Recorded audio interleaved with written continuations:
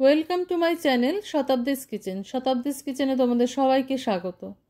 নমস্কার বন্ধুরা, আমি শতাব্দী। তোমরা সবাই কেমন আছো? আশা করি সবাই ভালো আছো, সবাই সুস্থ আছো। আমার নতুন বন্ধু, আমার পুরনো বন্ধু, সবাইকে অনেক অনেক ধন্যবাদ জানিয়ে আজকে যে রেসিপিটা আমি তোমাদের সঙ্গে শেয়ার করতে চলেছি সেটা হচ্ছে একটা হেলদি ব্রেকফাস্ট রেসিপি। রেসিপিটা ভালো লাগলে অবশ্যই লাইক, শেয়ার, কমেন্ট করবার অনুরোধ রইল তোমাদের কাছে। আর যদি চ্যানেলে কোনো নতুন বন্ধু থেকে থাকো, রেসিপিটা যদি ভালো লাগে, আমার রান্নাগুলো যদি ভালো লাগে তোমার, তাহলে অবশ্যই বন্ধু হয়ে পাশে চলে আসতে পারো। সেজন্য তোমাকে ফুল ভিডিওটা ওয়াচ করতে হবে, আর সাথে সাথে সাবস্ক্রাইব বাটন আর বেল নোটিফিকেশানটাও অন করে দিতে হবে, যাতে প্রথম ভিডিও নোটিফিকেশান তোমার কাছে সবার আগে পৌঁছে যায়।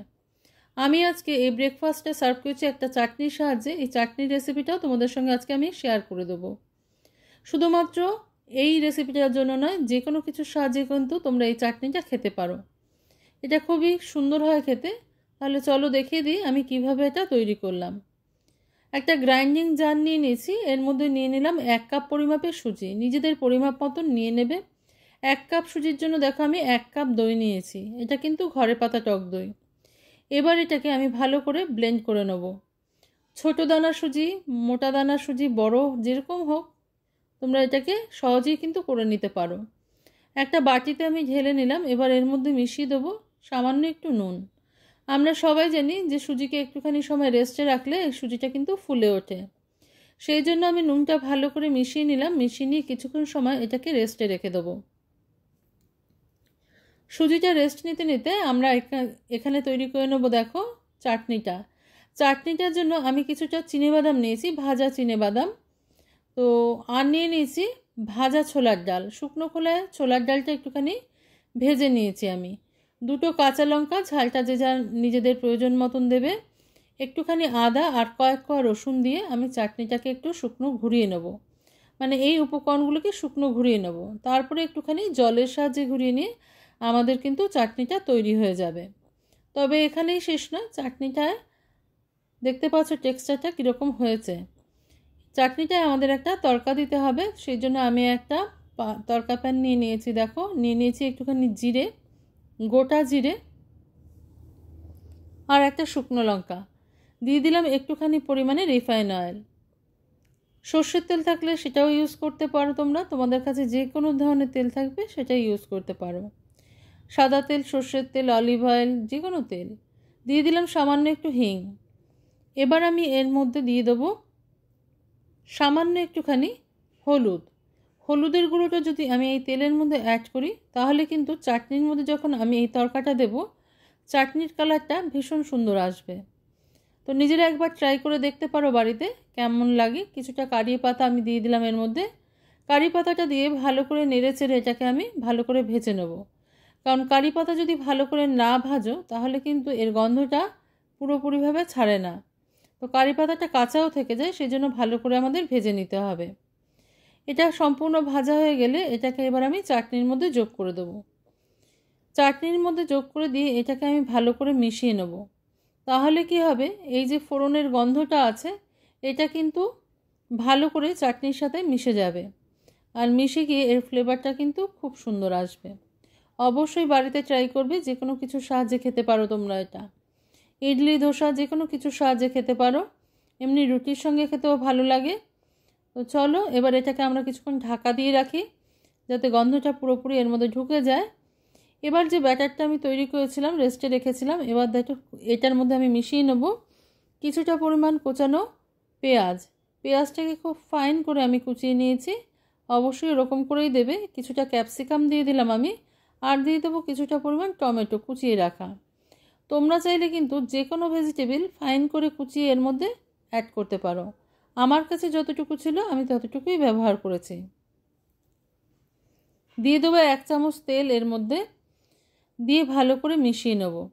তোমরা কিন্তু ধনেপাতা ইউজ করতে পারো এর মধ্যে। আমার কাছে ছিল না তাই আমি ইউজ করতে পারিনি, তবে ধনেপাতা দিলেও খুব সুন্দর লাগে। এবার দিয়ে দেবো একটুখানি রেড চিলি পাউডার, লাল লঙ্কার গুঁড়ো। আর দিয়ে দেবো এখানে পাওভাজি মশলা। পাওভাজি মশলার বদলে তোমরা কিচেন কিং মশলা ইউজ করতে পারো, বা ম্যাগির প্যাকেটের সাথে যে মশলাটা দেয় সেটাও ইউজ করতে পারো। তবে এক একটার গন্ধ এক এক রকম ছাড়ে। পাওভাজি মশলা বা কিচেন কিং মশলা ব্যবহার করলে কিন্তু গন্ধটা অনেক বেশি ভালো ছাড়ে। যাই হোক, এটা যার যার নিজস্ব পছন্দের ব্যাপার, যে যেটা পছন্দ করবে সেটা দিয়ে নেবে। আমি এখানে একটা কেক মোল্ড নিয়ে নিয়েছি, এটার মধ্যে দিয়ে দিলাম একটুখানি তেল। তেলটা দিয়ে আমি গ্রিস করে নেব টিনটাকে। এই কেক মোল্ড ছাড়াও কিন্তু তোমরা স্টিলের যে কোনো বাটিতে বা অ্যালুমিনিয়ামের যে কোনো বাটিতে এটাকে তৈরি করে নিতে পারো। 1 কাপ সুজির জন্য আমি কিন্তু এখানে হাফ প্যাকেটের থেকে একটুখানি কম আর কি ইনো ব্যবহার করলাম। এখানে ইনো ব্যবহার করলে জিনিসটা অনেক ফ্লাফি হবে, কেকের মতন হবে। তো একটুখানি জল দিয়ে আমি ইনোটাকে অ্যাক্টিভেট করে নিয়েছি, সেটা দুর্ভাগ্যবশত শ্যুট হয়নি। এবার কেক মোল্ডের মধ্যে আমি এই ব্যাটারটা দিয়ে দিলাম। চারিদিক সমান করে দিয়ে দেবে। এটা যেরকম কনসিস্টেন্সিতে আছে তাতে খুব বেশি কষ্ট করতে হবে না, এমনি নিজে থেকেই চারিদিকে ছড়িয়ে যায়। তো একটুখানি ড্যাপ করে নিলাম আমি, যাতে কোনো এয়ার বাবলস না তৈরি হয়।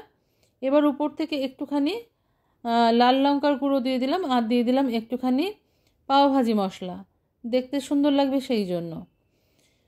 তো আমি এখানে একটা স্টিলের পাত্রে দেখো জল গরম করতে বসিয়ে দিয়েছি। আমার কাছে কোনো স্ট্যান্ড নেই, আমি একটা বাটি উল্টিয়ে দিয়ে তার মধ্যেই বসিয়ে দিলাম।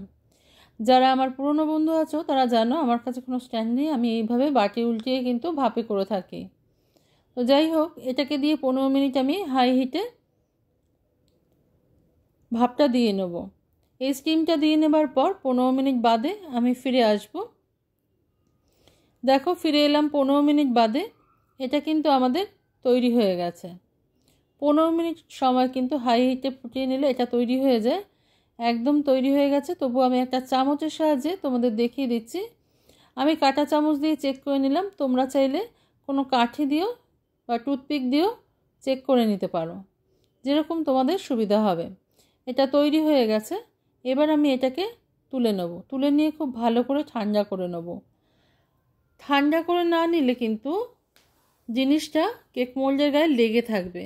গরম অবস্থায় কিন্তু খুলতে যাবে না, গরম অবস্থায় খুলতে গেলে কিন্তু অসুবিধা হবে, ভেঙে যেতে পারে। সেই জন্য ভালো করে ঠান্ডা করে নেবে। আমি একটা স্প্যাচুলার সাহায্যে সাইডটা ভালো করে ছাড়িয়ে নিলাম। দেখো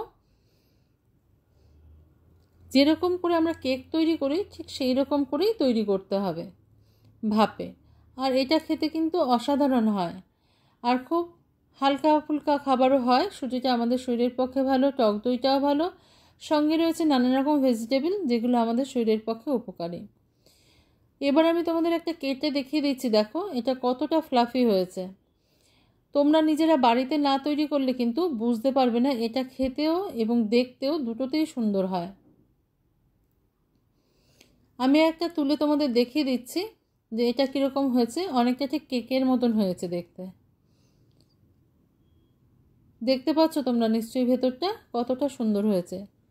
এটাকে কিন্তু ওই চাটনিটার সাথে খেতেই বেশি ভালো লাগবে। তবে তোমরা যদি চাও তাহলে কেচাপ বা মেয়োনিজের সঙ্গেও খেতে পারো, কিন্তু ওগুলো ভালো লাগবে না খেতে আমার মনে হয়। তবে তোমরা চাইলে খেতে পারো। আমি এই চাটনিটা যেটা তৈরি করেছিলাম সেটার সাহায্যে সার্ভ করলাম। আজকে তাহলে এই পর্যন্তই বন্ধুরা। দেখা হচ্ছে পরের দিন অন্য কোনো রেসিপি নিয়ে তোমাদের সঙ্গে। তোমরা সবাই ভালো থেকো, সুস্থ থেকো।